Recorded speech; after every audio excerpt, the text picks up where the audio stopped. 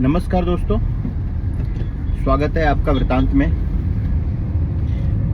अच्छा सोचिए आप, वो आपने एक कहानी सुने कि एक गडरिया था जो भेड़ें चराने रोज जाया करता था जंगलों में, और वो रोज चिल्लाता था, शेर आया शेर आया शेर आया। जैसे ही वो चिल्लाता था तो होता क्या था, गांव वाले उसको बचाने आते थे और उसकी भेड़ों को बचाने आते थे, और पता चलता था कि कोई शेर नहीं आया है और वो प्रैंक किया करता था, मजाक किया करता था।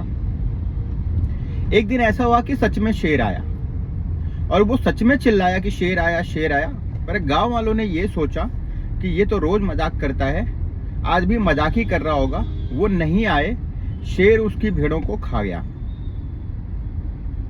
अब ये पूरी कहावत जो है, ये पूरी कहावत फिट बैठती है जिस मुद्दे पे आज हम चर्चा करने वाले हैं, जो कि टैरिफ्स। आप सबने सुना होगा, कल एक न्यूज आया कि नेटो का जो प्रेसिडेंट है उसने धमकी दी है इंडिया, चाइना और ब्राजील को कि अगर रशिया के साथ व्यापार करते हैं तो वो 100% सेकेंडरी टैरिफ लगाएगा। अब इस मुद्दे का इम्पैक्ट क्या है, ये कहना क्या चाहते हैं और इससे होगा क्या, जरा उसके बारे में चर्चा करते हैं। तो पहली एक चीज है कि ये धमकी क्यों दी गई है। तो ये धमकी दी गई, आप सबको पता है कि ब्रिक्स सम्मेलन अब भी हुआ है एंड शंघाई कोऑपरेशन के फॉरेन मिनिस्टर्स की मीटिंग हुई है चाइना के प्रेसिडेंट के साथ, जहां पे एस जयशंकर मिले हैं उनसे। इन सब चीजों को लेके, इन सब मीटिंग्स को लेके ये सारे जो ऑर्गेनाइजेशन बन रहे हैं, ये सारे जो ट्रीटीज बन रही हैं, एक्सेप्ट अमेरिका, जिसमें अमेरिका जिसका हिस्सा नहीं है।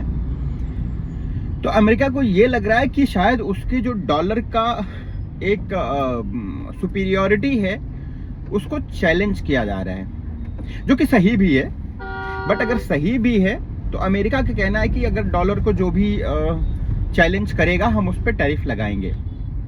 अब उसके पीछे पीछे चलते चलते उसका जो पिट्ठू है, उसका जो कहते हैं पीछे चलने वाला है, उसका पल्लू पकड़ के चलने वाला है, वो है नेटो ऑर्गेनाइजेशन या यूरोपियन यूनियन या यूरोप के सारे कंट्रीज और एशिया का थोड़ा सा हिस्सा जो है जिसमें टर्की आता है, उसके कुछ पार्ट में जो नेटो का संगठन है। ये नेटो एक जो कि स्ट्रैटेजिक ऑर्गेनाइजेशन है, जो जब सोवियत रूस हुआ करता था, जो यूएसएसआर हुआ करता था, यूएसएसआर के अगेंस्ट में बना हुआ एक संगठन है जो यूएसएसआर से बचने के लिए बनाया गया था, जिसको लीड अमेरिका करता है और बहुत सारी कंट्रीज उसमें हैं। अब क्या है, क्योंकि यूएसएसआर डिसॉल्व हो गया, जब यूएसएसआर है नहीं तो इनका कुछ काम बचा नहीं है। तो अब ये क्या करते हैं, अमेरिका जो कहता है उसकी हाँ में करते हैं।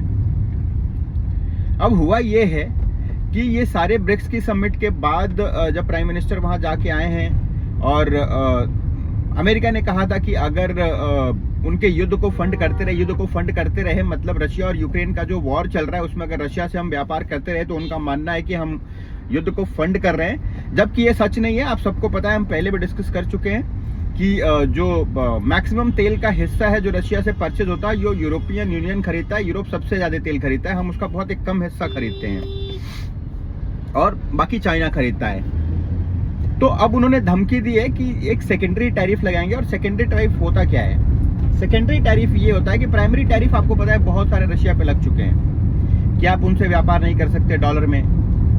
अब सेकेंडरी टैरिफ ये होता है कि जो उनके साथ व्यापार करेगा या उनका सामान जो लाएगा और वो वहां से बेचेगा, उस पर भी टैरिफ लगाया जाएगा। अब ये सेकेंडरी टैरिफ का इम्पैक्ट इंडिया पे क्या होगा, तो इंडिया पे इम्पैक्ट ये होगा कि आप सबको पता है कि नायरा जो कंपनी है उसके थ्रू इंडिया में ऑयल इंपोर्ट किया जाता है, उसको रिफाइन किया जाता है जामनगर रिफाइनरी में, और फिर यूरोपियन कंट्रीज को, इनफैक्ट यूएस को भी बेचा जाता है भारत की तरफ से। सस्ता तेल लाके रिफाइन करके उसको बेचा जा रहा है जब से यूक्रेन और रशिया वॉर शुरू हुआ है, जब से सैंक्शन लगे हैं। तो इस पे टैक्स बढ़ने के चांसेस हैं। तो इससे क्या होगा कि हमारा रेवेन्यू कम हो सकता है। दूसरा, शायद हमारे तेल पे असर हो सकता है, हमारे तेल थोड़े महंगे हो सकते हैं, ऐसा हो सकता है। लेकिन ये सब हो क्यों रहा है, ये सब हो इसलिए रहा है कि इंडिया अमेरिका के दबाव में आना नहीं चाहता। आप सबको पता है कि इंडिया और अमेरिका की एक ट्रेड डील चल रही है। अमेरिका चाहता है कि वो अपनी शर्तों पे भारत के साथ ट्रेड डील कर ले, पर भारत ऐसा होना नहीं देना चाहता। क्यों? क्योंकि भारत अपना मार्केट पूरा खोल के नहीं देना चाहता, जिससे हमारे जो हित हैं वो इम्पैक्ट हों। पीयूष गोयल जी जो नेतृत्व कर रहे हैं उसमें जो भी डील चल रही है, तो इंडिया ये पकड़ के बैठा है कि भाई हम 140 करोड़ की कंट्री हैं, हम अपना बिजनेस देखेंगे, हमारा फायदा जहां होगा वो हम काम करेंगे।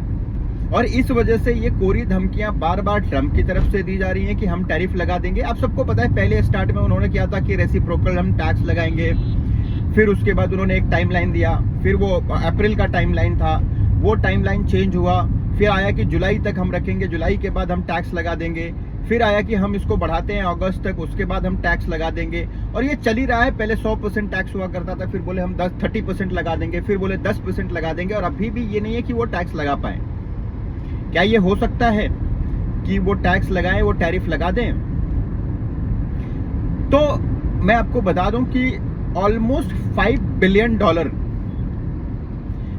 बिलियन का बिजनेस खाली चाइना का अमेरिका के साथ होता है। ऑलमोस्ट $1.5 बिलियन का बिजनेस अमेरिका का इंडिया के साथ होता है। ऑलमोस्ट इतना ही 1 बिलियन to 1.5 बिलियन डॉलर का बिजनेस ब्राजील के साथ अमेरिका का होता है। एंड अगर यूरोपियन कंट्रीज को मिला लिया जाए तो ये बहुत बड़ा अमाउंट जाता है।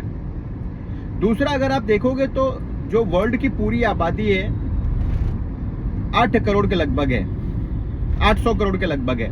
800 करोड़ में से 140 crore India, 140 crore China and कुछ 40 करोड़ के लगभग ब्राजील, यानी कि 300 करोड़ के लगभग जो पूरी जनसंख्या है वो खाली इन 3 कंट्रीज में आती है। और उनके साथ में जो कंट्रीज, अगर रशिया को मिला लिया जाए, ईरान को मिला लिया जाए, और कुछ कुछ कंट्रीज हैं, नॉर्थ कोरिया है जो रशिया का साथ देते हैं, इन सब कंट्रीज को मिला लिया जाए तो almost half of the population उन कंट्रीज में रहती है जो रशिया को सपोर्ट करते हैं, इंडिया को सपोर्ट करते हैं, ब्राजील को सपोर्ट करते हैं, या ब्रिक्स को सपोर्ट करते हैं। होगा क्या इससे? आपको भी पता है कि अमेरिका और नेटो कंट्रीज ये कोरी बकवास कर रहे हैं। अभी भी जो उनकी कॉलोनियल माइंडसेट है वो गया नहीं है। उनको लगता है कि अभी जो ये कंट्रीज हैं उनकी कॉलोनी है और वो जैसा चाहेंगे वैसा ये लोग करेंगे और उनकी बात मानेंगे, जबकि उनको पता होना चाहिए कि अभी ये सारी कंट्रीज जो हैं वो कॉलोनियल माइंडसेट से बाहर निकल चुके हैं। वो डरते किसी से नहीं है, क्योंकि उनका जो बार्गेनिंग पावर है, उनका जो मार्केट है, उनका जो बिजनेस है वो बहुत आगे जा चुका है।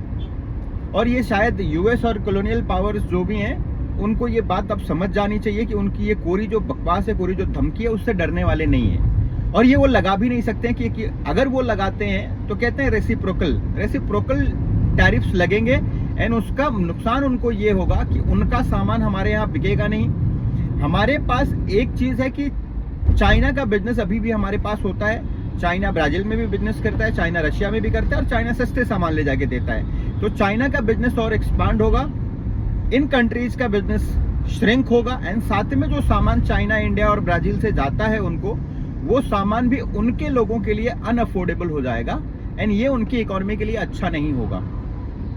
तो फिलहाल ऐसा होते हुए कुछ नहीं दिख रहा है। ये कोरी सी धमकी है और ये अभी इनको कॉलोनियल माइंडसेट से बाहर आने में टाइम लगेगा। उनको लग रहा है कि ये डर के नेगोशिएट कर लेंगे, बट ऐसा कुछ होने नहीं जा रहा। ये कंट्रीज अभी डरने वाली नहीं है, क्योंकि ये जो कंटिन्यूअस की जो बकवास है, कंटिन्यूअस की जो धमकी है, इससे कंट्रीज हल्के में लेना चालू करते हैं, जो कि ट्रंप ने खुद को बना लिया है।